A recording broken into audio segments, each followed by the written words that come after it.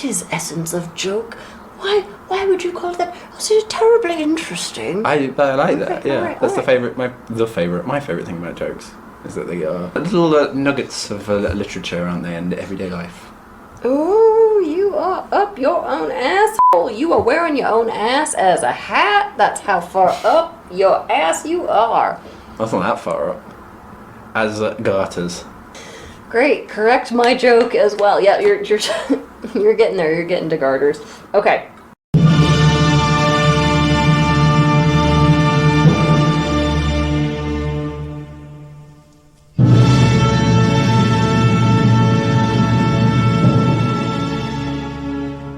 Welcome to Save Me From My Shelf, a literature podcast where we take classic tomes off their pedestal to make you less anxious about reading them.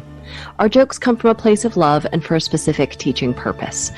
However, if you think that making fun of great literature, and maybe some mild swearing, is offensive, this might not be the podcast for you. Hello everyone, you are listening to Save Me From My Shelf. I am Abby, and Spotted Dick sitting across from me is Daniel. Hello. Sorry, I didn't mean to get a little romantic on you, but it's our Valentine's Day episode. It is the most romantic of puddings, you're right, yeah.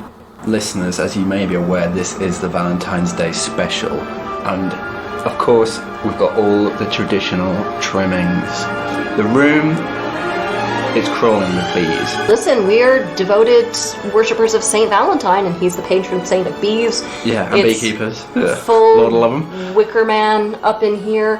Daniel and I actually, and this is not a joke, we are sharing an office at the moment, and I gave Daniel a key, not as a romantic gesture or even an administrative one, but as a traditional symbol to ward off epilepsy.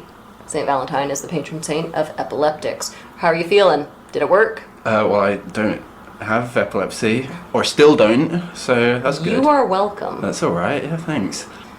And, of course, most excitingly, he's the patron saint of Lesbos. This is a Save Me From My Shelf first. We are recording from the merry old Isle of Lesbos. We are, and the book we're covering has some sapphic Frisian. Sappho is the poet from Lesbos, who is a lesbian in more ways than one. Yeah, kind of the original, really.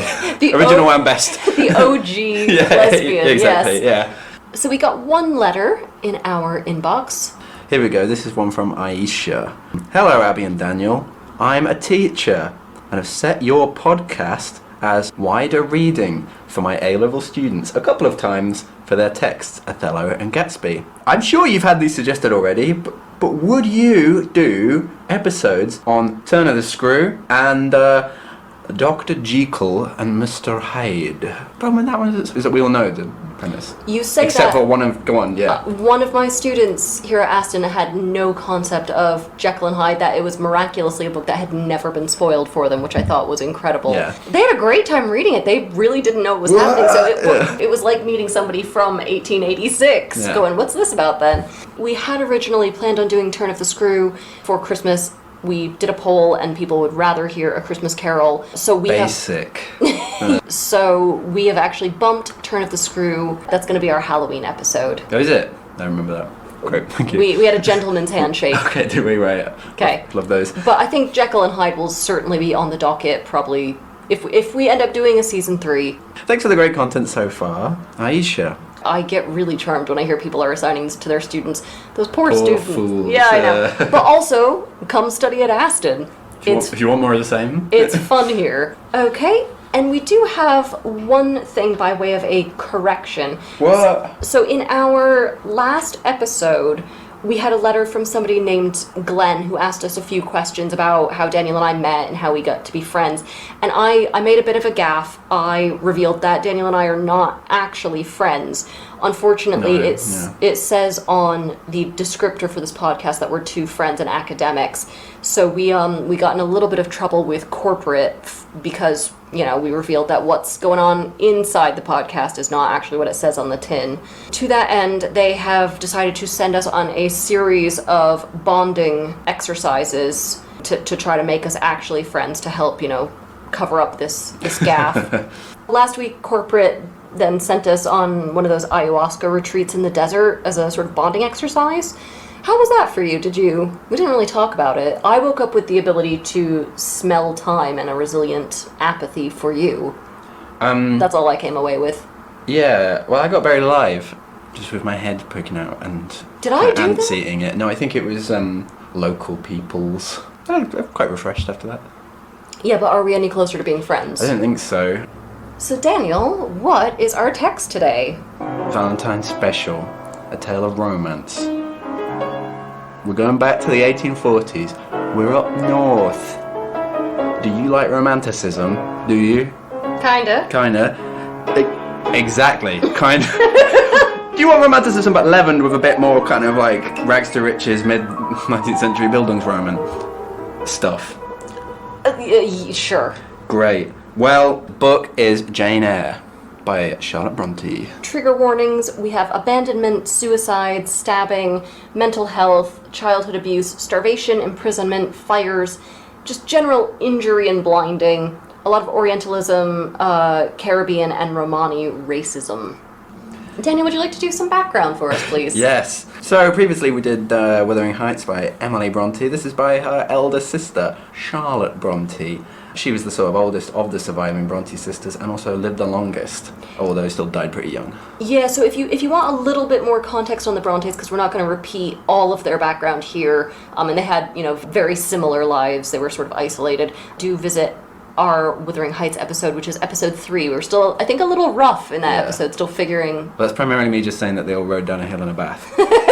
If that's useful to people, that I'm happy. They wrote under pseudonyms. They wanted specifically unisex names, so she picked Currer Bell instead of Charlotte Bronte as her nom de plume to help sort of disguise the fact that she was a woman. She wanted people to not really know one way or the other. And when this book came out, people, much like with Wuthering Heights, people were like, well, this book by this Currer Bell, this Jane Eyre book, if it's written by a man, it's a work of genius. If it's written by a woman, it's probably secretly just chock-a-block full of tampons and by a mad person. So she did, when it was eventually revealed what her identity was, she did get some pushback on this, but she did become briefly the toast of London, which was difficult for her because she lived a very isolated, very weird life, so I think she felt quite out of her element. She was also a bit bossy, wasn't she? I know that's a that's a loaded word, isn't it, now I think about it. Oh, but she was the sort of... man here telling me that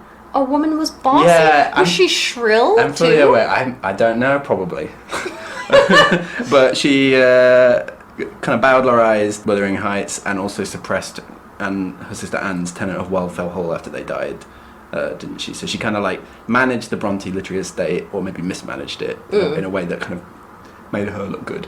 Do you want to explain what the word bowdlerize means? It's named after some American guy called Bowdler who rewrote Shakespeare and removed all of the naughty allusions. You take all the sex and violence, out of Shakespeare, you're not left with much. No, yeah. The protagonists of the novel, Jane and Charlotte, had kind of similar lives, didn't they? They both were governesses and teachers. Well, this is subtitled an autobiography. Yeah. So, it's positing that Jane Eyre is a real person, or that the author is... Lifting from their own life. Lifting from their own life. But it's their own fantasies, maybe. Yeah. The other thing that I'm not going to fully explain this here. I'm going to wait till we get to the plot, and then at the end, before we do the analysis, I'm going to talk more about this. But this book is actually dedicated to the author William Thackeray, who was one of the greatest literary stars of his day. And for reasons that will be made plain later, her dedicating this book to him caused an absolute ruckus, like a national scandal. So stay tuned to find out what that's about.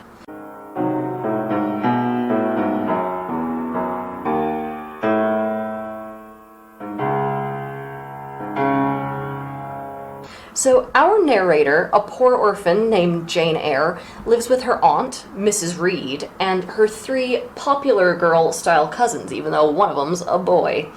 And the cousins are named Eliza, John, and Georgiana. And as I saw once on Twitter, I can't remember who said this, I wish I could rename these jerks Control, Alt, and Delete so I could hit them all at once. So Jane is treated like shit because she's a poor relation who's sort of like, taken in out of their charity. She's nerdy, and she's really intense instead of being sort of rich and beautiful and charming like her cousins. So this is basically like Aubrey Plaza being roommates with the Sex and the City crowd. So one day, it's raining outside, and it's raining in Jane's heart, and she can't go for a walk that day, so instead she does the most relatable thing I've ever heard, which is to go make herself a blanket fort out of some curtains and read a book about birds. So, as we talked about in our Christmas Carol episode, you should always pay attention to what characters are reading in books, because this is a really easy shorthand for characterization and symbolism, and Jane is going to be compared to birds a lot in the book. Here she talks about feeling affinity with solitary birds who live in bleak places. Good. So this one reference gives a lot of characterization. And Jane reads all the time. She's even read the 2 books that have angered me the most on this podcast, so if you want to go back and to listen to those episodes, Pamela and Gulliver's Travels, our last episode. But, okay, can we talk about Jane reading Gulliver's Travels? She must have gotten a Bowdlerized version of this, right? Because could you imagine little Jane reading about hairy assholes? That's why she's so weird, isn't it? Just thinking about her reading, him sitting on women's nipples and shitting everywhere. Yeah. If she wasn't already getting warped by her adopted family, this is going to do it. Yeah.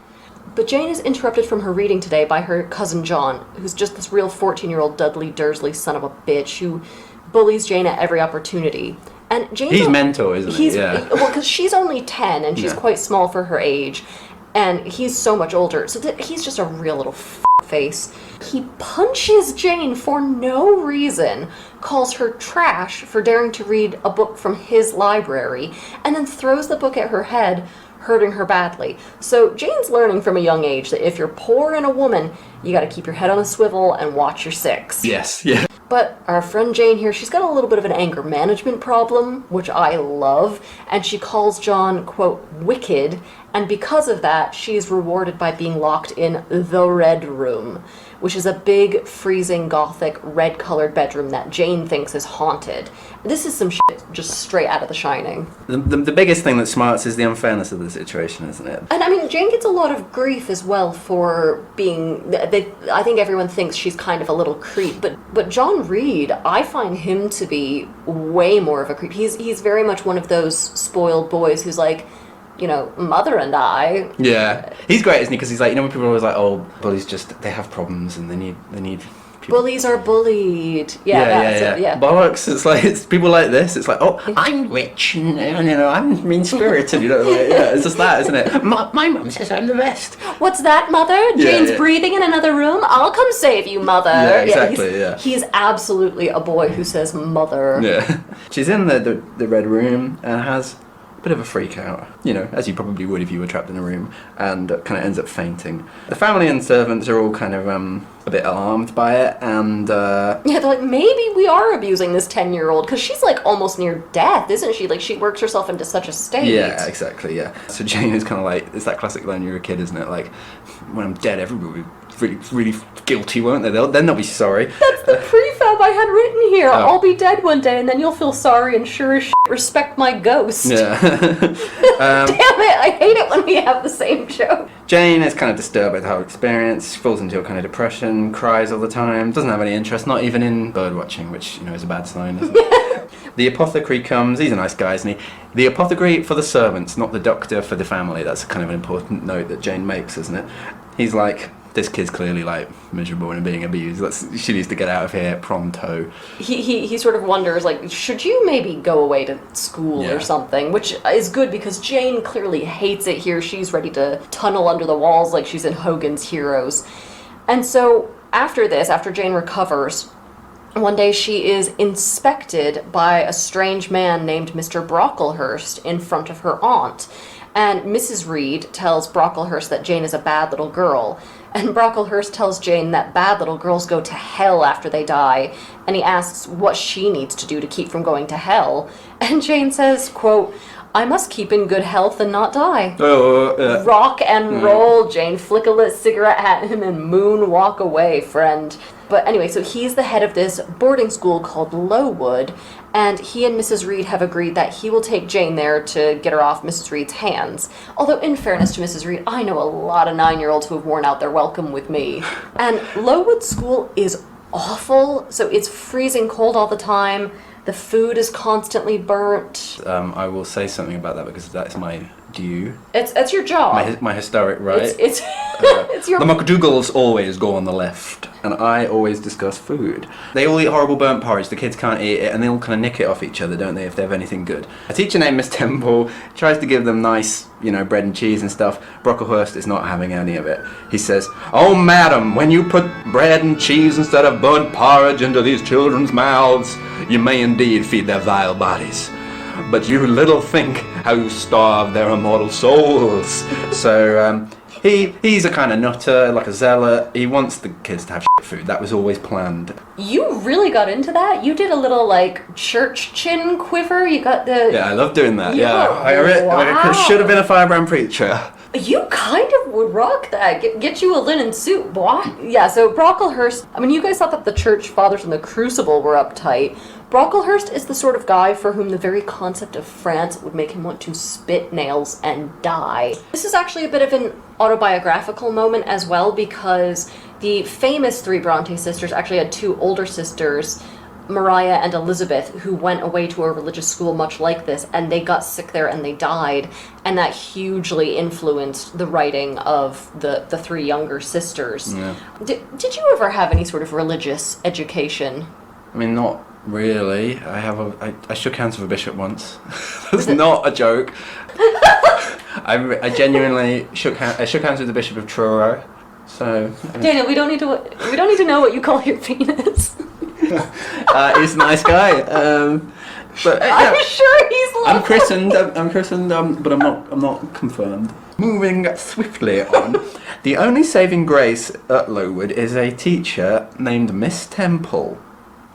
And Jane is like, "She was tall, fair and shapely, brown eyes with a benignant light in their irids. On each of her temples her hair of a very dark brown was clustered in round curls, according to the fashion of those times." So she's just clearly obsessed about it the moment she walks in the room, and there's obviously a queer reading here. Finally I'm getting one to say it. Young Jane is figuring some stuff out. I like that Miss Temple is like a 4 or 5 in some place like London or Paris, but damn if she's not a 10 at Lowood. That's terrible to say that. Jane is weird, she looks funny, she's lonely. That's just her sort of MO. That's being 10. Yeah. In fairness. She makes friends with a girl a little bit older than her called Helen Burns, and they sort of bond over their kind of shared love of reading. Helen Burns is quite a weird character, isn't she? And when she gets kind of punished for anything, she kind of just sort of goes into a trance, and then later she talks about how she doesn't even care about it, does she? She's kind of like, "Oh, I was owed it." She comes from Newcastle, doesn't she? So I'm going to do a funny voice now. She says, "It's far better to endure patiently a smart which nobody feels but yourself than to commit a hasty action whose evil consequences will extend to all connected with you. And besides, the Bible bids us return good for evil." Jane says, by contrast, that she wishes she could break her teacher's nose. So there are Janes in the world, and there are Helens. I think we know which one I am. Helen's a kind of intellectual as well, isn't she? We've got another sort of, I don't know what you thought about this, but Helen reads a bit of Virgil out loud, and Jane feels her organ of veneration expanding at every sounding line. I didn't know if there was something you wanted to say about that. Organ of veneration expanding. Yeah. This school cut through heterosexuality like butter. Yes. Keep up this Valentine's Day spirit, friend. I'm glad you picked up on this line, because I actually missed it. I am always noticing funny references to organs. Did the bishop notice it? Stop everything. Helen, she has a cough. But it's probably just one of those coughs that don't really mean anything, like in real life. Do you think when an author or a film director goes out of their way to point out that somebody has a cough, would you call that conspicuous consumption? I am all killer, no filler this episode. No, I like that. Yeah, that's funny. The school is situated in a forest dell, a cradle of fog and fog-bred pestilence. It's a diseasey sort of pestilential place. As opposed to a healthy pestilential place. Yeah. Helen, of course, gets sick and dies. Oh, and what's more, she's happy to die. She's like, oh, I'm so pleased to be finally meeting me maker. Oh, I'm gonna go to Abraham's bosom and they're gonna name a whole street I after me bloody in love heaven. Abraham. It's a scandal, nevertheless. And Brocklehurst, he loses his kind of power at the school, doesn't he? So Jane grows up and she finishes her schooling and is just thoroughly bored of being at Lowood. Jane places an ad in the paper looking for a situation as a governess. So Jane surprisingly gets a response to this advert right away, and it's a job teaching a little girl named Adele in a place called Thornfield Hall, and she later days from Lowood. And Jane is very warmly welcomed at this mansion, and she gets on really well with the housekeeper, who's named Mrs. Fairfax, and she finds out that the owner of Thornfield Hall is some gentleman named Mr. Rochester, but he's away from home at the moment, so Jane doesn't get to meet him. Adele is his ward, and it turns out, surprising precisely no one, because this is kind of what ward means in the Victorian era, Mr. Rochester's illegitimate child. Adele is also French, so clearly Rochester has gotten up to some f***ing at some point, because only French people have sex. The English have never been known to do it, or not anything that resembles sex anyway. And this is the only thing that Jane knows about her mysterious employer, that he probably knows his way around a lady's pants. So Adele's mother, we eventually find out, was a French dancer named Céline. She ran off with an Italian singer, and everyone pretends for Adele's sake that Céline has died. And so Mr. Rochester here has gone from being Celine's sugar daddy to Adele's sugar father. Now, Jane is having a great time at Thornfield Hall until she starts getting some super gothic vibes from the house. By which I mean late at night, she starts hearing creepy laughter somewhere in the distance. We are in it now. I love spooky shit like this. The first time I read this book, I could just feel my eyes dilate as my brain's pleasure centers lit up. Synaptic hedonism is happening for me, friend. No? You didn't get the same? No. So she's not sure what's happening. It turns into a proper gothic, almost like ghost story at this point. And she asks Mrs. Fairfax, the housekeeper, what is going on, and Mrs. Fairfax blames the late night laughter on one of the servants, Grace Poole.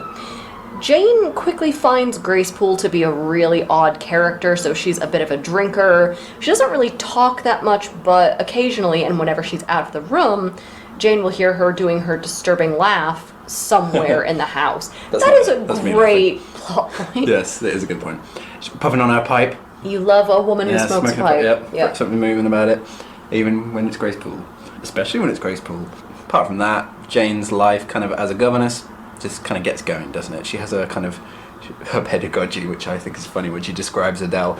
She had no great talents, no marked traits of character, no peculiar development of feeling or taste. She made reasonable progress, entertained for me a vivacious, though perhaps not very profound affection. She inspired a degree of attachment sufficient to make us both content in each other's society. God. She's just this little girl is a basic bitch, but nice enough. Yeah, imagine reading that in your kid's school report. Adele always speaks French as well, which is funny. I think she's always kind of like, and Charlotte just makes her, Charlotte Bronte that is, makes her, doesn't translate to it or anything, which is funny. All that kind of like, yeah. Adele's always like, va de te faire foutre, and Jane's just like, yes dear, oui dear. Okay, one winter day, after a few kind of happy months there, Jane goes for a bit of a walk. A man is approaching on a horse. She can kind of hear it coming, and it slips on the ice, and Jane rushes over to help. Who is it? You know, your friend of mine, Mr. Rochester. It's a kind of emasculating moment, isn't it, that he falls off the horse when they first meet. This is a quote, not written by me, but by my colleague over here. He's dark and ugly hot. You know the type. I sure do. I think that would sound way cooler if it were read by an American. No, maybe. Jane initially thinks it could be a... You're not even going to give me the opportunity. No. Jane initially thinks it could be a guy trash, which is a kind of ghost. I was just wondering if... Or you. Well, yeah, exactly. Guy trash, it seems like a... I know that's not intended in the 1840s, but it's funny that because he is that, isn't he? He is guy trash. Guy trash is your Kid Rock style rap alter ego. Something for the Bronte heads out there. Rochester, although we don't know it's Rochester, he kind of asks some misleading questions. He's like, oh, whose house is that? It's his house. Do you know Rochester? He's Rochester. Is he at home? No. He's on his ass on the ice. Yeah. He and Jane have a few mind games. Yeah, he's already, like, from minute one, he's giving us this sort of, like, dark, brooding, minor psychological warfare sort of deal, right? But then also clownish. He's like a kind of weird blend of Byronic and clownish. Well, yeah, I mean, he's kind of... He's like Heathcliff with a low battery. Yes, yeah. Once Jane gets back to Thornfield Hall, she finds out that that was indeed Rochester. He's a kind of grizzled, irritable guy. And he and Jane have a kind of weird sort of attraction, but also... they don't really understand each kind of other. Distaste, for one another. They look at a bit of her... She draws, doesn't she, Jane? That's one of her accomplishments. They look at it, and she talks about her life at Lowood, and just is like, F*** Brocklehurst, I don't like him. Rochester gets a bit drunk at one point, and he's like, Jane, you think I'm handsome? And she's like, no, and... there's obviously a frisson there. Yeah, he says, do you think I am handsome? She says, not really, and it is hot. I think it's the fact that she is so immediately in love with him that she tells him the truth. In Venus Veritas. Yeah, very good. So one night, as Jane goes to sleep, she hears Grace Poole's creepy goblin laugh, and it sounds like Grace Poole is laughing directly through Jane's keyhole, which is fucking creepy. So Jane thinks... there's fuckery afoot. I am getting Mrs. Fairfax involved. So she leaves her bedroom, only to see smoke billowing from another room. Mr. Rochester's bedroom. Hello, what's this? Yeah, symbolism might be a little on the nose. Smouldering. So she bursts in, which is kind of sexy. She's in her nightgown, and she sees that he is fast asleep, and his bed curtains have been set aflame. And Jane manages to save him and put out the fire. She throws some water, on the situation. And after she explains what's just happened, he swears her to silence, and he says, I need to go visit the third floor, night-night. And Jane goes back to bed. Ask more questions, Jane, Jesus Christ. So all the servants sweep this incident under the rug, and they won't talk to Jane about it, which is when I would nope out of this house so fast it would make your head spin. I mean, if an arsonist ghost cackled through my bedroom keyhole every night, I would not only let them burn the house down, I would then salt the ground where the house stood. Then Rochester goes off one night to a party. And this was sort of in the days when you go off to a party, that means you're going to spend a month at somebody else's house, right? Like, that's what party meant. So... you'd feel like crap after that, wouldn't you?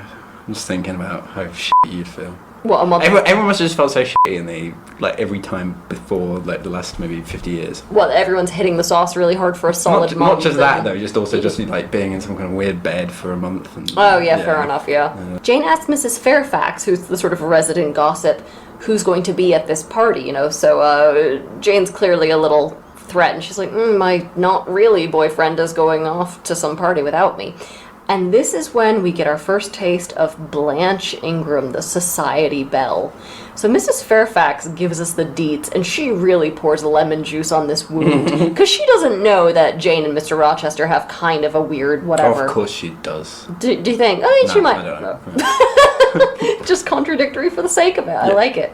So Blanche is rich, she's beautiful and accomplished, and just queen shit of mountain, and Jane is consumed with jealousy, and this is such a relatable bit that is actually really difficult to read. So Jane, who is such a little freak, she tortures herself by drawing a sketch of her own face as accurately and with as little flattery as possible, and then drawing a hugely flattering portrait of what she imagines Blanche must look like.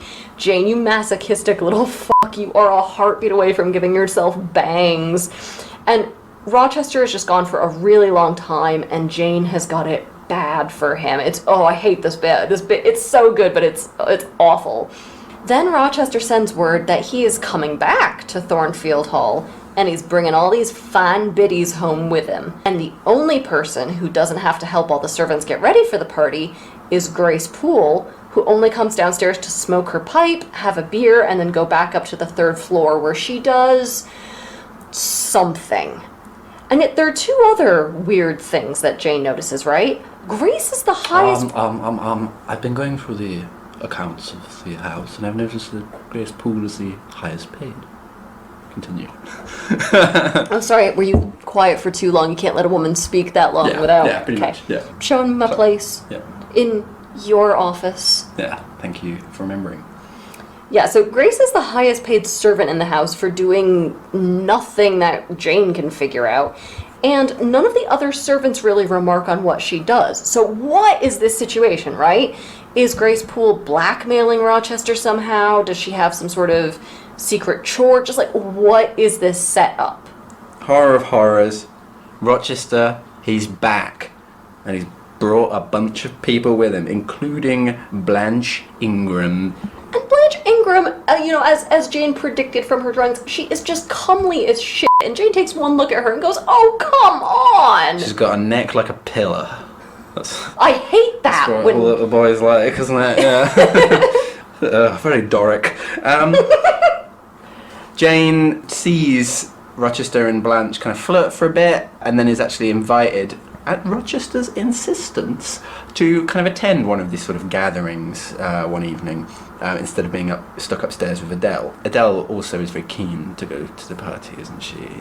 Il y a beaucoup de crapauds dans la boum.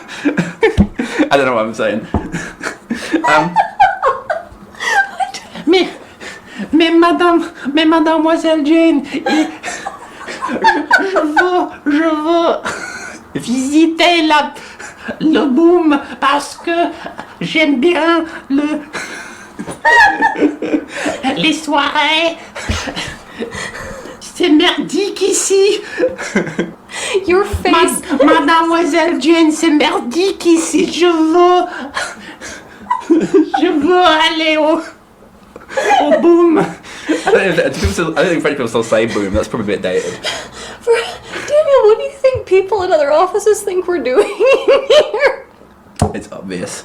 Jane's at the do. Blanche is there, and Jane and Blanche, They eye each other up. they exchange stink eyes, don't they? Jane gives her just a sort of silent stink eye, whereas Blanche kind of accompanies it with talk about how shitty governesses are and how they're expensive and clearly weirdos, which is probably true. They both know. They both clock each other immediately. What? Fuck you, Rochester. You know exactly what you're doing. Love me. Oh, just how low is your self-esteem that you need Very to do low.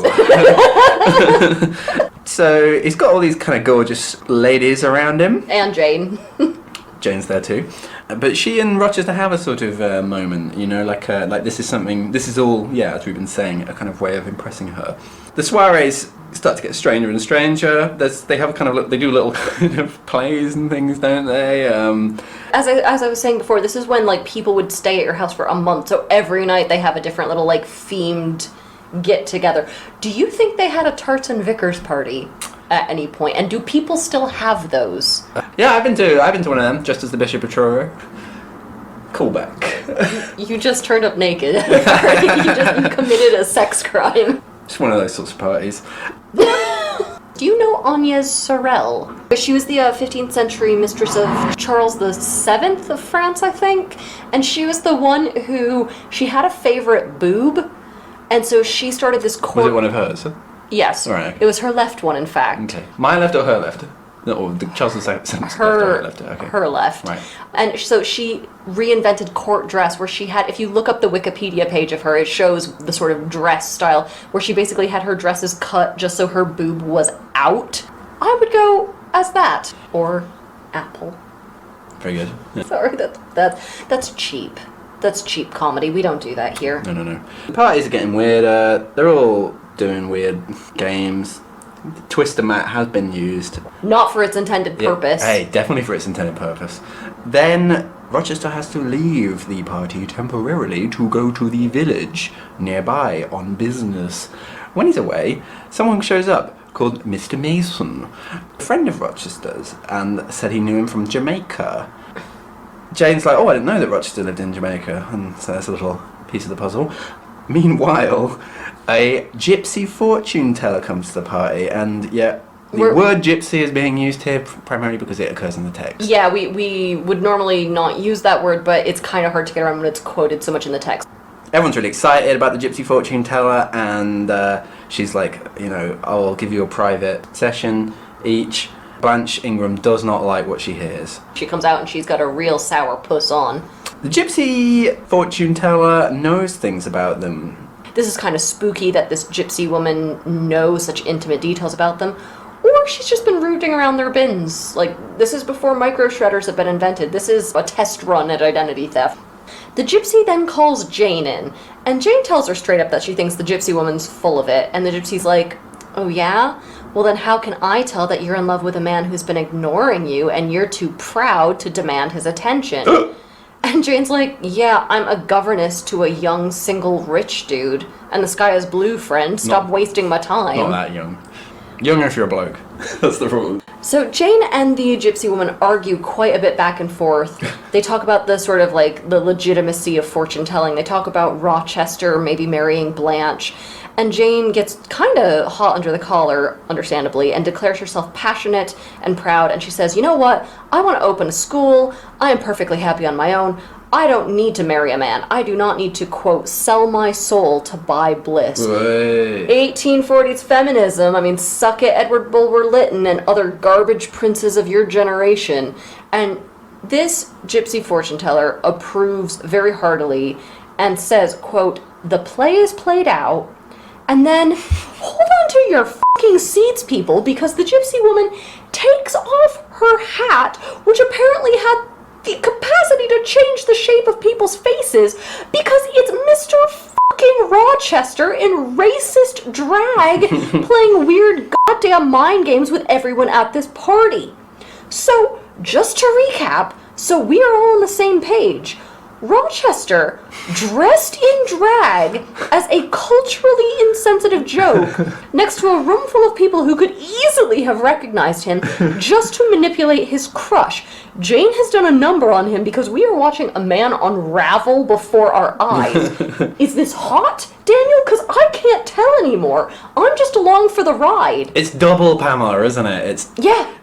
We've got the gypsy fortune teller, and we've got the Lord of the Manor lustfully going in drag to get something out of, I don't know, yeah. Compromising. He's like out Mr. Being Mr. B. Oh my god, yeah. Listen to our Pamela episode, guys. You will not be disappointed. Rochester is really pleased with himself after all of this, that he managed to fool everybody at this party. I'm sorry, I'm calling bullshit. This is the dumbest plot point. But Jane... It's a really weird bit. It's so... And even Jane is like, well, this was weird. Can I go to bed now? Also, your friend Mr. Mason showed up. And Rochester's like, oh, fucking qua? I'm sorry, who showed up? And so he loses his shit and he says that he wishes he and Jane were alone on an island together and that she's his only true friend. And they basically declare their love for each other in this scene in a very, like, us versus the world sort of way. And there's some sort of real, like, fucked up psychological connection between the two of them, and I dig it, but, like, they're weird people. They're an unhinged couple. And then Rochester returns to the party to greet Mr. Mason and whatever is going on there. Drag. No, he's taken off... Oh, yeah, well, I mean, he's taken off the hat. Has he taken off the skirts? Ignore me from the nickname. The fun is over. Jane wakes up to hear a horrible scream in the house. That was pretty horrible. A scream from the third floor. The house all wakes up and they're like, oh, Mr. Rochester, what's going on? And he's like, oh, a servant's had a nightmare, nothing more. Sorry, what are you doing to your servants that they have PTSD screaming fits at midnight? What is happening? It might not be him that made them miserable. Rochester's like, go back to bed, there's nothing to see here. But he's like, Jane, will you literally come and help me because there is something to see here, please? And they go upstairs to see Mr. Mason. Mason is covered in blood. Yeah, all of a sudden we're in the Texas Chainsaw Massacre. What the hell is happening here? His arm's been injured. Jane sort of patches him up and Rochester goes off and gets the surgeon. Sorry, does Jane know how to, like, do medical stitches, or is she just doing, like, some embroidery skills on him? Like this, oh, a nice satin stitch will patch you up. Put his arm in the hoop and get going. They get him out of the house. Apparently he's in danger from someone, we assume. Grace Poole, who has bitten and stabbed him. Jesus. Yeah. And so they smuggle Mason out without letting anyone else know. After that, Rochester and Jane go for a little bit of a kind of walk. A sunrise walk. That's romantic. So they've had a weird night, and Rochester's like, ooh, I really like Blanche Ingram's she's good looking, I will marry her. And Jane is upset because he knows he's kind of goading her. He's toying with her. I know you're only serving me some sugar-free Heathcliff at the moment, not full-fat Heathcliff, but you all the same, Rochester. He tortures her. He's much more psychologically sophisticated. I feel like Heathcliff is just...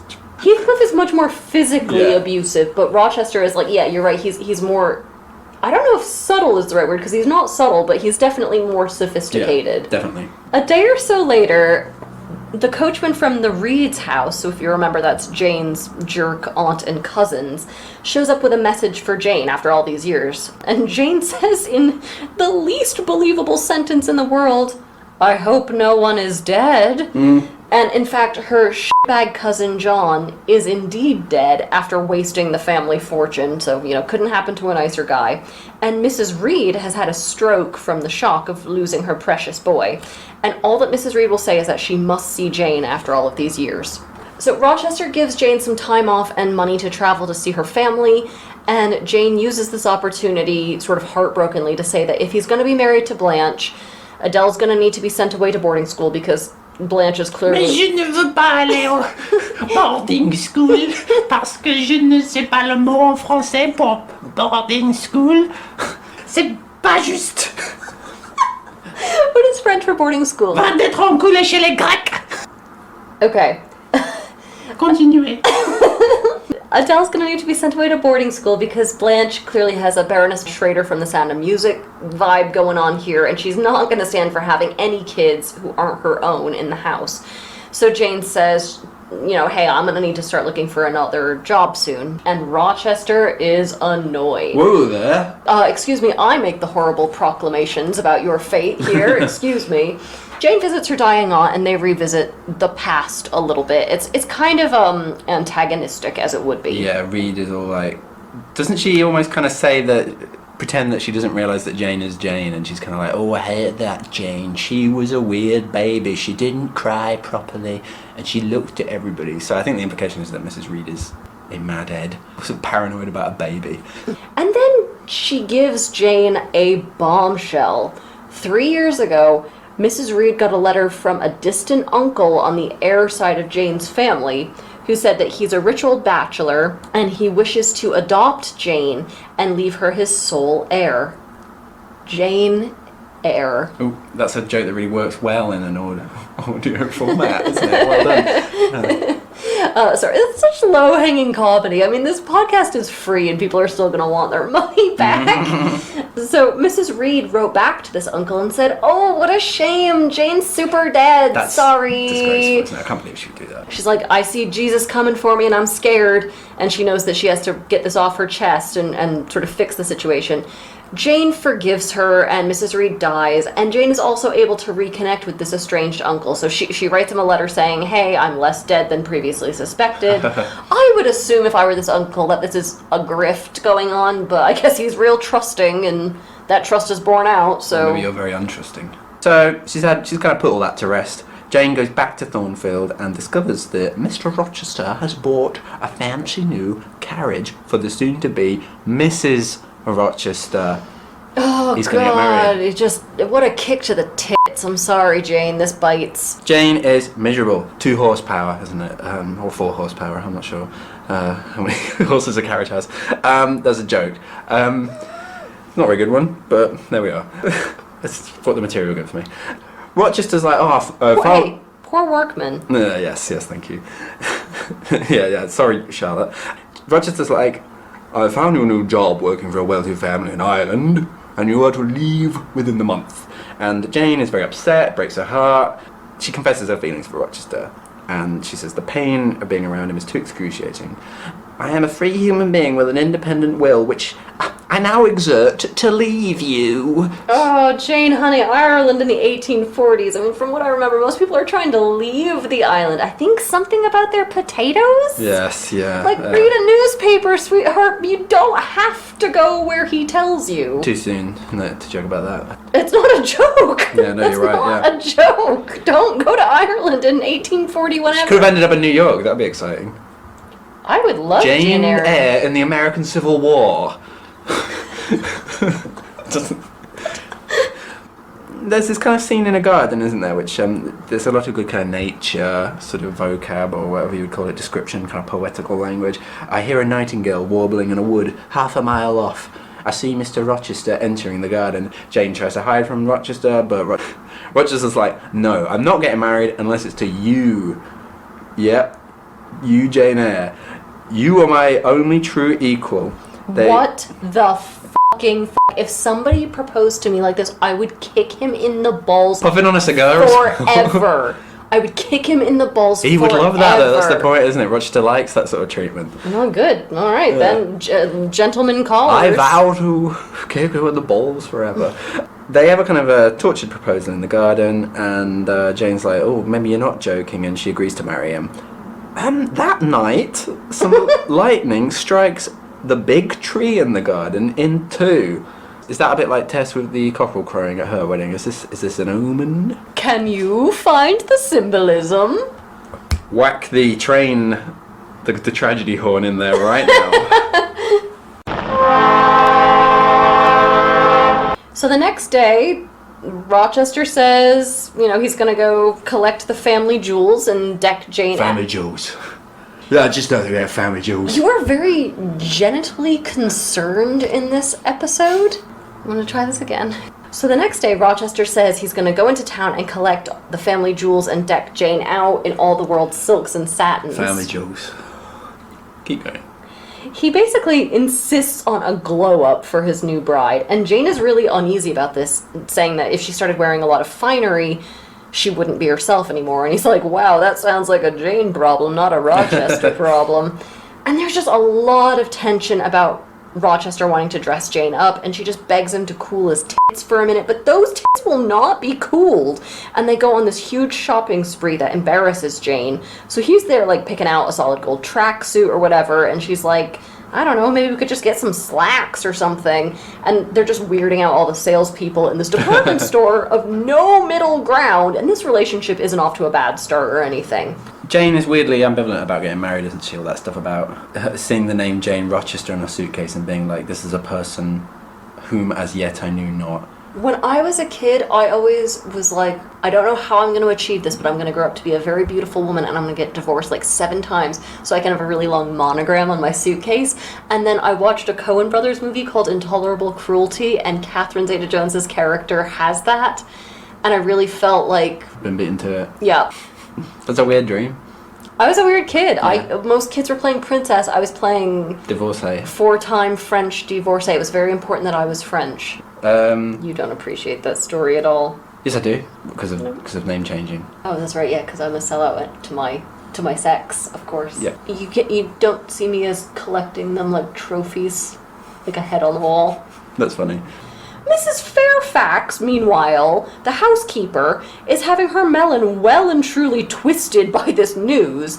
So she basically tells Jane that, assuming Jane hasn't done so already, Jane should absolutely not sleep with Rochester until they're married because, quote, gentlemen in his station are not accustomed to marry their governesses. Always listen to the trusty family retainer.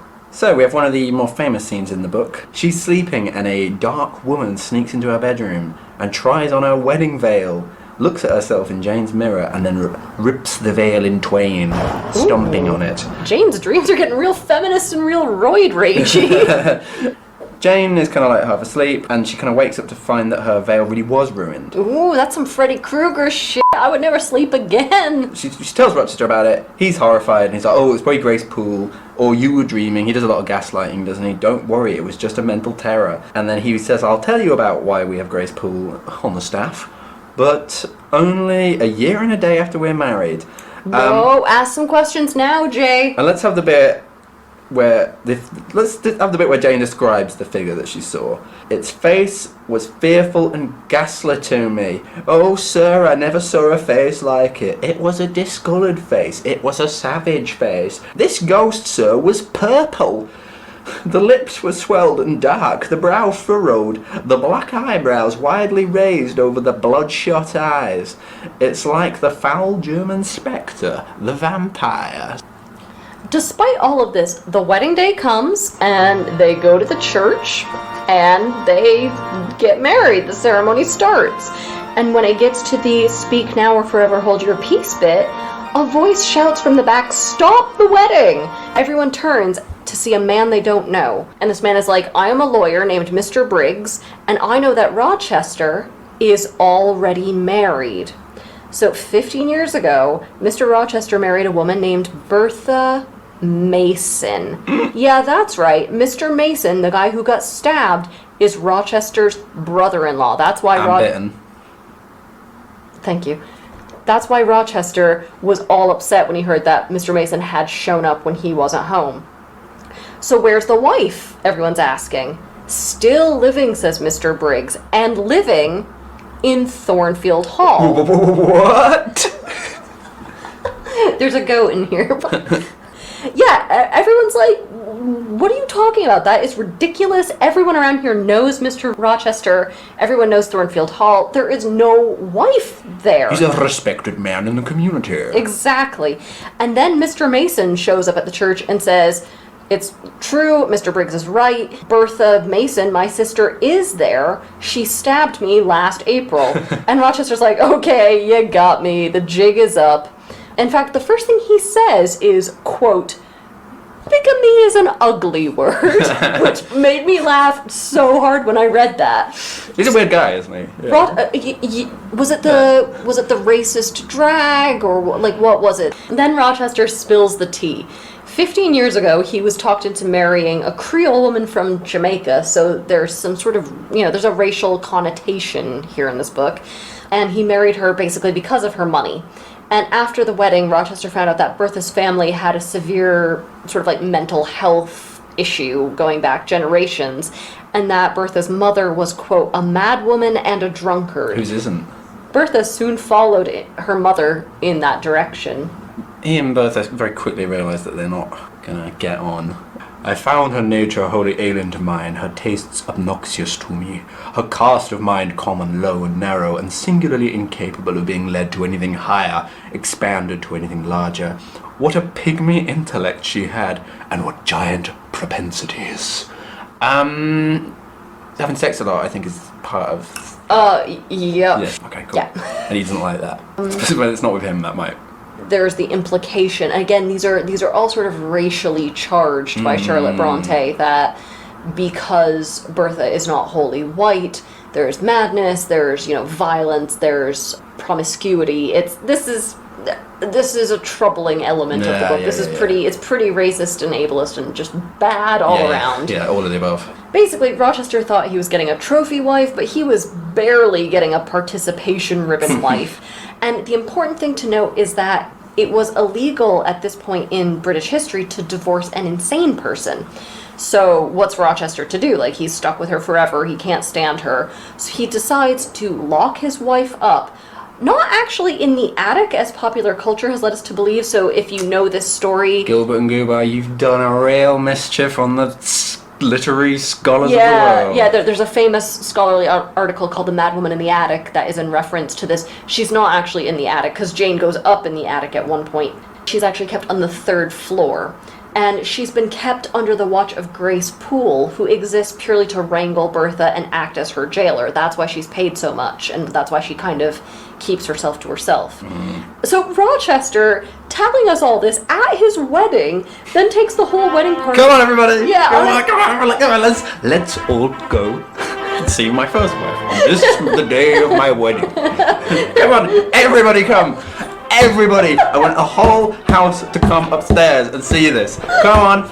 The caterers, get the caterers to come. This is the best wedding I've ever been to! Can I just say that I'm pleased that we finally got the story from Rochester's side. I'm sick of Jean Rhys and all that Antoinette Cosway bullshit. Oh, poor old Bertha, Rochester was horrible. Finally, we're hearing the other side of the story. If this makes it into the podcast, I'm gonna get panicked emails from you going, "The thing that was clearly a joke, I'm so nervous." This is going to get in the podcast, I love the book. Finally, Rochester has been vindicated. But Yes, but you're saying this now, yeah. and I guarantee you, in a week and a half, you are going to be sending me panicked text messages at 2 a.m. going, take this out. So everybody goes up, the whole wedding party's there, they're all getting an eyeful of Bertha. It's a kind of a humiliating and horrible experience for Bertha. This is a hard This is a really disturbing bit, This is a hard bit. Jane is like, whether a beast or a human being, one could not at first sight tell. She's looking at her of opposite number, the first Mrs. Rochester. Bertha has wild dark hair, is on all fours, and growls and shrieks when she sees Rochester. She gets so upset to be near him that they have to tie her down with a rope. It turns out that it was Bertha who was doing the laughing. She was the one who set Rochester's bed on fire, and she ripped Jane's veil. Plan was that Rochester would just like pretend to marry Jane, and after a year and a day after their wedding, once she's been, sexually ruined, and they would have a kid and stuff, he'd be like, well, actually, you're not really officially married to me. Ha ha ha. Well, we can put that behind us, can't we, dear? What a fuckboy he is. So his logic is, my first marriage didn't really take, so the universe is like, have a mulligan? Are you fucking kidding me? Everyone leaves. The band leaves. The celebrant leaves. I've done that. Jane is sad. She takes off her wedding dress and is like, I wish I was dead. Jane is like, well, I've had enough of this. I'm not going to stay here. I've got some self-respect. I'm going to remove myself from Thornfield and I'll never see Rochester again. Rochester's like, oh, come on. Please stay. Be my mistress. I'll set you up in the south of France. We'll live there. No one will know anything different. And Jane's like, ooh, that does sound all right. And then she's like, no, I deserve better than this. I don't want to live in France. Rochester cannot figure out how to get sex from this woman. She's a real mystery, our Jane. A real Pubix cube, if you will. So Jane leaves in the middle of the night in the most spectacularly dramatic fashion, and she's just tripping and stumbling over the fields, running with no friend or money or place to go. I've taken nothing but the clothes on my back that I arrived in. That sort of whole, nonsense deal. I'd just be stealing everything that wasn't... Yeah, definitely. Yeah. Be like, I was almost mistress of this house. F*** it, I'm due. At least take a packed lunch. So Jane stumbles around this tiny little town, exhausted and starving, and she's really pathetic. She's starring in her own personal "for $1 a day you can feed this child" commercial. And so Jane starts knocking on the doors of random houses, looking for work or food, and she's almost always rejected, begging equally poor strangers for their last crumb of soot pie or whatever bullshit. We're in Derbyshire, right? I was imagining it was all Bakewell tarts. That joke would be so funny if I've ever been to Derbyshire. With her strength failing, Jane tries a final house, and they sort of close the door on her, and she just sort of sits there knowing she's near death from starvation, and she says, quote, I can but die, and I believe in God. Let me try to wait his will in silence. And this statement is overheard by the master of the house, St. Rivers. That is spelled St. John. It's pronounced St. Why? I don't know. No further questions. St. who's a vicar, is coming home late. He sees Jane, and he sort of takes pity on her religiosity and is like, hey, I'll take you in. So St. He's this beautiful young man, right? He's like this beautiful, young Apollo here. Imagine a really handsome vicar. That's St. St. lives with his two sisters. So Jane gets on really well with the sisters, even if St. is a little bit of an evangelical twit. But he does give her a job at the local school. And Jane is, she's content enough there. She tries to find peace in her dusty little existence, clapping the chalkboard erasers and things. But Rochester is just one of those boyfriends who ruins you for life. So, from this point on, food just turns to ashes in Jane's mouth. The Rivers family, they get news that their Uncle John has died and has not left them his fortune of £20,000. Which they had been expecting. Yes. Eventually some solicitors track Jane down. Jane's uncle, John Eyre, died and left her a cool 20,000 G's. That sounds familiar. Is a G 1,000? Yes. Right. Oh, Daniel. What? Yeah, it's the same guy. The Rivers and she are like cousins. She's like, oh, well, that's good news. And I can split the 20 grand with you all, my new family, who actually are my family. Hooray! And they're like, oh, you really mustn't, we really should not do, you couldn't. But then they take it. St John's like, here's a thought, Jane. Why don't we get married? When we get hitched, I'm going to become a missionary in India. Why don't you come along with me? I don't love you. I love another woman. We have a kind of very extended detail of description of that woman. Jane clearly fancies her too. I'm not going to bother to read it, but it's there. She's got nice eyebrows. That's the main thing I remember. She's a bit of a sort of spoiled type, but ultimately is a hottie. Nevertheless, there is a word that comes naturally to you. St John is like, yeah, of course I love this woman. She even loves me. It's a sort of weird situation, but she's not practical to be a missionary's wife. You, however, Jane, would be perfect in that position. Listen, sexually and vocationally, Jane, you are suited for missionary. Hey, you just ripped off my joke. I just said you're suited for that position. Mine was much more subtle. God damn it. It was so subtle it clearly Yeah. wasn't funny. Oh, that one. Yeah. I'm doing the old hand over the head gesture. I mean, should I show myself out? It's my Please. It's my office, but I feel like that's my office too now.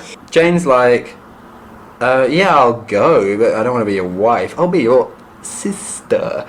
And he's like, no. I'm into that. Oh, sorry. Sorry. He's like, no, you can't do that. St John, for some reason, I don't know why, but St John fascinated me as a character. So let's What a shot. talk a bit about St John now. Well, he's basically Rochester's light twin. Because, I mean, St. John is really relentless in the way that Rochester is relentless. He pesters Jane constantly about when she's going to marry him, and she's like, on the 15th of never, friend. When St John proposes to her, this is just an idle point.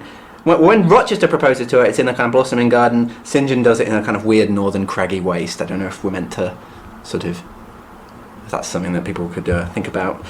Well, after Jane rejects him, he becomes no longer flesh but marble. We've had a few other marble people, haven't we? With Brocklehurst as a black pillar, and Blanche Ingram has a throat like a pillar. So clearly, you know, there's a lot of stone people walking around the north of England. So these are my thoughts on St John. In this TED Talk, I will be extremely... boring about St John. So one night, Jane, who is still obsessing about Rochester and what's happened to him, she has no idea, gets this weird physical twinge that she can't explain, and she hears a disembodied voice calling her name, and she knows that this is Rochester's voice, calling her from somewhere in the ether. I did not know that you could slide into somebody's DMs through the cosmos, but here we are. And Jane somehow knows that Rochester is in trouble, and she vows to go find him. So she's like, bye, St. John. Good luck with your whole deal. I'm off to find my fuckboy of a boyfriend. I still love him. So she flies back to Thornfield, only to find a smoking ruin on the ground. You what? I'm sorry, who let Michael Bay on set?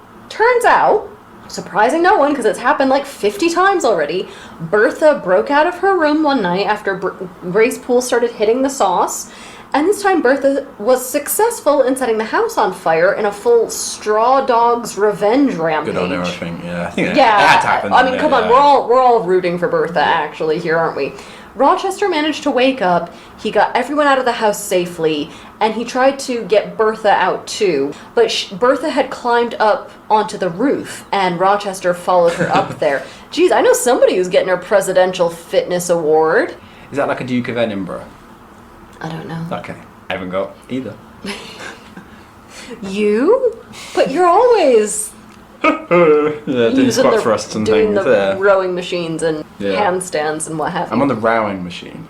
It's a different thing. I'd love that. Imagine that machine you could argue with. Rochester's up on the roof trying to, save Bertha, and she jumps off the roof and dies. And Rochester manages just to get back outside, but he's seriously injured. He is now completely blind, and he's also lost a hand. His eyeball fell out. Please, can we talk about his eyeball falling out? Go for it, Franz. That's it. Rochester's eyeball fell out. Jesus Christ. But anyway, this is again another masculinity reading. So much like when he slipped and fell on the ice, this one... His balls falling out. Is that what you're saying? There's a certain castration reading there of he's lost vision, he's lost articulation in his hand, his hands. I dig, yeah. Yeah, you dig. You know what's going on. You know it. You're feeling it. You're feeling the sting of it. Bishop of Truro, etc., etc., etc. Rochester didn't die, he's alive. But he's kind of a bit of a recluse, isn't he? He lives somewhere different. Jane tracks him down. They have a tearful reunion. Or do they? Initially, Jane pretends to be a servant. She comes in, serves him his tea, and he's all like, ooh, you're not my normal servant. The roles are reversed. We've had the gypsy prank, now Jane is the pranker. Now she's rich, now she's able-bodied. I mean, she always was, but he's not, is the point. She's calling the shots. I'm in charge now. They have a tearful reunion after she says all that stuff. Although he's a little bit disturbed to hear about St. John, isn't? And he's like, oh, jeune encore. He's a handsome devil and young and unrelated, the dream. I mean, it's a little rich that he's getting his knickers in a twist over St. John when he had a fucking attic wife. Also, just Rochester should never marry Jane. They have too much baggage now. Can you imagine every fight they have is, oh, Jane, I'm sorry. Is this about the attic wife again? Okay, fine. We can name our 5th child Helen Burns as well. He will never have equal footing with her. That's what she wants, I think. And, I mean, maybe he's into it. Yeah. All right, I think that's that's the game. Let's slightly retweak my reading of that where that's hot instead of sad. Yeah, can be both. Usually is. Then we get the famous lines. Reader, I married him. She becomes his carer and live-in chum and wife. And eventually he starts to be able to see again. That's nice, isn't it? Yeah, he gets partial sight but back. His hand grows back. So cool, everything's all going He's pretty not well. like a starfish. He does not grow any appendages back. They have a son. The key appendages are still perfectly fine. They have a son. They live happily ever after. Oh Hooray. my god, you are such a man. As long as the dick works, it does not Well, in terms matter. of having a son, I think it matters, right? I think every bloke who reads this book is like, oh, thank god his dick wasn't damaged. Oh, thank god. I was wondering. They said as long as the dick cut my head off, as long as the dick still works. The story is over. It's done. It's a novel, done. Are we not a done? story. Yeah, We're sure. done.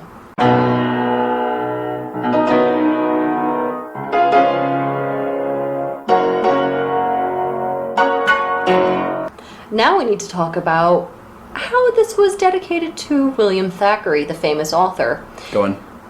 I did not realize that if you dedicate a book to somebody, you are supposed to contact them in advance and let them know. She really admired William Thackeray, who had written all these great books of the day. He was this very celebrated author, and she just thought, God, I admire him so much, I'm going to dedicate this book to him.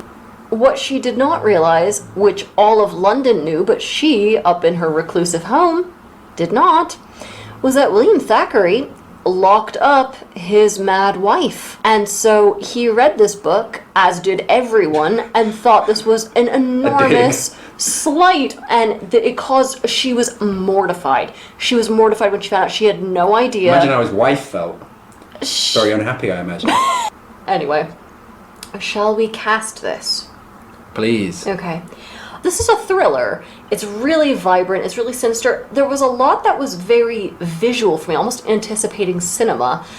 And I was thinking, even though he doesn't really direct any period pieces that I could think of, I would love to see an Alfred Hitchcock version of this film.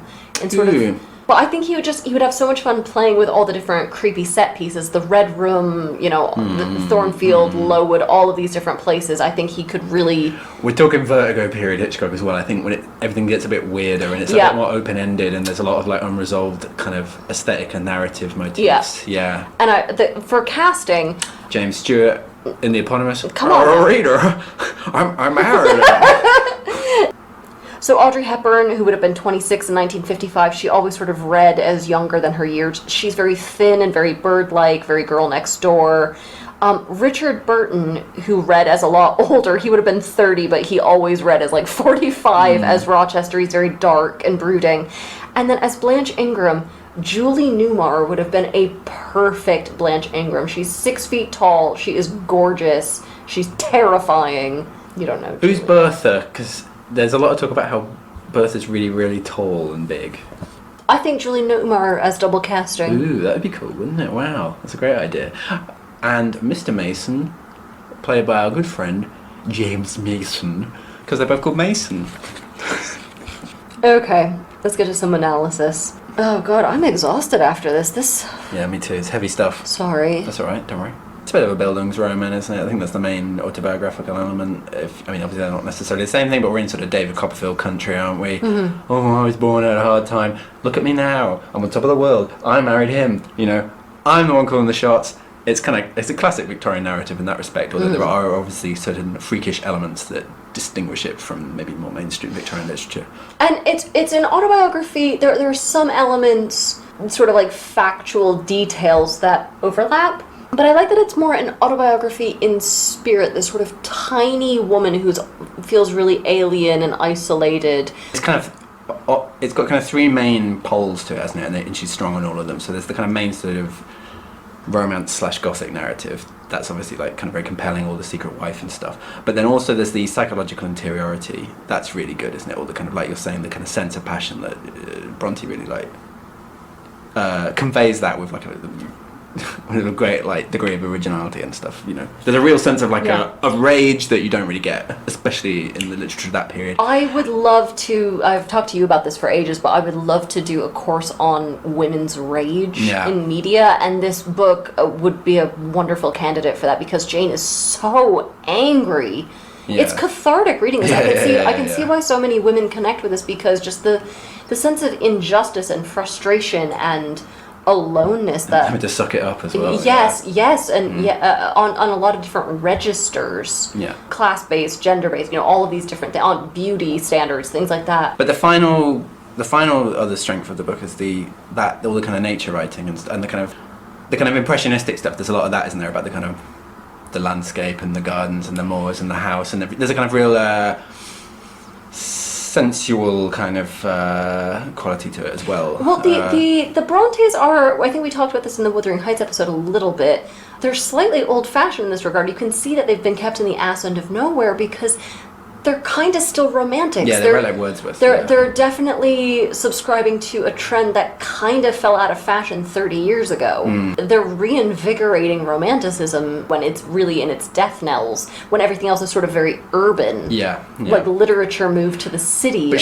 Charlotte Bronte does it more than Emily Bronte does. I was surprised by how little nature writing there was in Wuthering Heights, which is very much about the dynastic feuding. This has loads of just kind of Jane looking at trees and mountains and crags and just being like, What about the year in which this was written, along with the other big works? What was happening? What's going on? And why is this book in very much that vein? What? While everybody was having revolutions across Europe? Not in England and Russia. I'll leave you to work out why that was. No. We came very close. But there wasn't a revolution, was there? There were Chartists upright. There was a Chartist kind of polite Chartist meeting. There was but Queen Victoria and Albert fled London because there was a Chartist meeting and there was a Chico protest. Wellington made everyone special constables. I know about all that. Yeah. But it's not the same as. No, you're right. It's not the same as a proper revolution, but there was certainly the potential for that. But Jane talks a lot about what was the thing she said, where I am a creature of individual will and I use that will to leave you, and you and I are equals in the sight of God. And there's a lot of especially for a woman, a lower class woman saying this to an upper class man. This is hot stuff. This is not hot in the sexual sense, but incendiary. Yeah.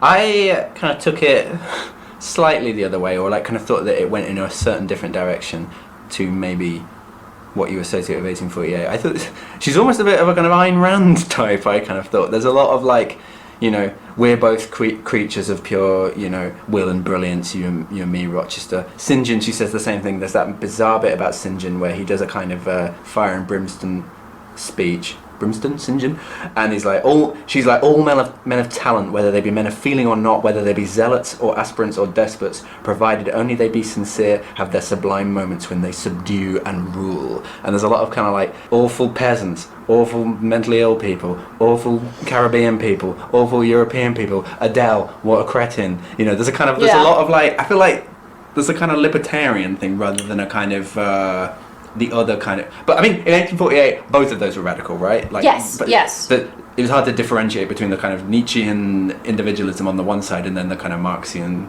socialism on the other. Oh yeah, for sure. Both things can be true, and that leads me to another point, which is that there is a lot of racism in this book. Yeah. So, I mean, people talk a lot about, like, oh, today we're trying to read in racism into all these great works of literature. No, this stuff is very present. Yeah. I just find it really funny that people seem to be upset that we're now sort of acknowledging how deeply ingrained colonialism is and stuff, and I'm like, this has absolutely been present the whole It's weird. time. It is weird though, isn't it? Because it's kind of, sort of, maybe not a two-way street or something, but some kind of paradoxical thing going on, because the Masons are obviously slave owners, aren't they? That's the point, that the Masons are the imperialist agents, and the Rochester is almost kind of like marrying into that to get that kind of money. But there's a racial reading of Bertha there as well. Yeah, but it's almost like just by being in contact with that world has kind of tarnished them. Yeah. Yes, and it's almost, to some extent, Rochester, they almost need to, like, cleanse him with fire and burn the whole project down and start anew with him sort of humbled for... There's very much a sort of contagion, this idea of ableism, you know. Definitely loads of that. Yeah, there's really nasty stuff on that front. That's a really ugly, I don't even want to say undercurrent, because it's pretty on the surface here. I mean, this book is great, and it's feminist and angry, and I love it, but there's a lot of really ugly shit in this book that is pretty gross to read. Yeah. Jane as well, that's kind of heightened by Jane being associated with Englishness, isn't she? There's a lot of kind of like stuff about her coming from the rocks and kind of... she's just fairies. It's been this kind of native-born, quote-unquote, creature. But Rochester is sort of... he's that weird liminal character where he's very English, but he's sort of always described in very Orientalist terms. She's always talking about him as some sort of Turk, as some sort of Oriental despot. He's a sultan over a harem. She uses a lot of language that is sort of racially charged and sexually charged. So there's there are like certain parts of the world that are like no-go. You know, the Caribbean, absolutely not. Turkey, though, girl, that's interesting. You know, and that shows that you can have racism on different metrics here, where you have the blatant racism of Bertha, and then something like Rochester, where he's being fetishized as a sort of Oriental figure. But I think it does figure as a kind of shortcoming as well. It almost anticipates the various shortcomings, but it's also a strength. But it's like that's sexy. The kind of, exactly. Sexy That's too. He's more an object of her desires than the way around. I think that's the weird thing about Rochester, or that's what's so radical about the portrayal of their relationship, is that he is the kind of not the trophy, but like a kind of a figure of objectification. Like that. No, that's cool. Yeah, we don't, for Victorian novels, we don't get a lot of the female gaze here, and Jane is. And this is full of it. Well, I mean, Mrs. Reed says you were nothing but a baby that like stared at people, and it creeped me out. And like, this whole thing is told through Jane's perspective. She's the one that desires. That's pretty cool. Definitely. Yeah, I mean, it's of course. What she sees and how that's described is kind of fucked up, but like it's still neat to get. As a final point, can I just point out that here we have a school called Lowood, and in Wuthering Heights, written by Charlotte Bronte's sister Emily in the same year, the narrator's named Lockwood. What? There's Lowood and Lockwood. What is that about? Does Agnes Grey, which was also written by their third sister in this same year, there's a similarly named character or place? Highlog. Isn't there a place called Highlog in it? It's been so long since I've read Agnes Grey. Made that up. Don't know. You looked me dead in the eye, and I bought it. I believed it. You've never even read that book, have you? And I knew that. As you're saying that, I'm like, I don't think Daniel's read that. So now for some advice. Pay attention and take the most notes on the first quarter of a book, because this is where the author is really doing all of the hard work here. This is where they set up a lot of the themes and the characterization. So even if it takes you a lot longer to get into the book itself, pay the most attention and sort of read the most actively here in this first quarter, and then you can sort of ease into it once you're like, okay, right, they've set up all these big themes. I've only ever read the first quarter of any book I've ever read. I just work out the rest. And so far I've been bang on the money. I knew that there was going to be a missing wife and a fire and... So the clue to the next episode. This was a text suggested to us by a listener last season, and it has a trope that I adore in any context. A fist fight at a funeral. I want a clue too. Oh, please. I'm so excited. I could eat a crocodile about this next text. Daniel, you could eat anything at any time. That's the line from that bit. Yeah. I know. Okay. Please write into our email with any suggestions or just, like, stories, comments, whatever. We like getting emails from people. Or tweet us. And please subscribe wherever you listen. Rate, review us as well. It just helps us out. I know everyone begs for that on podcasts, but, like, just do it. Seriously, just do it. I'm sick of being nice about this. Look, guys, I have an ex-boyfriend who has a podcast, and I feel like we're in slight competition here, and I just really want to grind him into the dust. Yeah, okay. Just... Don't do it for us, do it for spite. And just, thanks. Tune in next time. Adieu. Thanks for listening to Save Me From My Shelf. Our music is The Overture to Don Giovanni by Mozart, and cover art is by Catherine Wu. Our thanks to Aston University's Centre for Critical Inquiry into Society and Culture for funding the startup of this podcast. Contact us at savemefrommyshelf@gmail.com or at smfms_podcast on Twitter. And do not, I'm going to remind you, do not forget to rate, review, and subscribe. Do not forget. Thank you.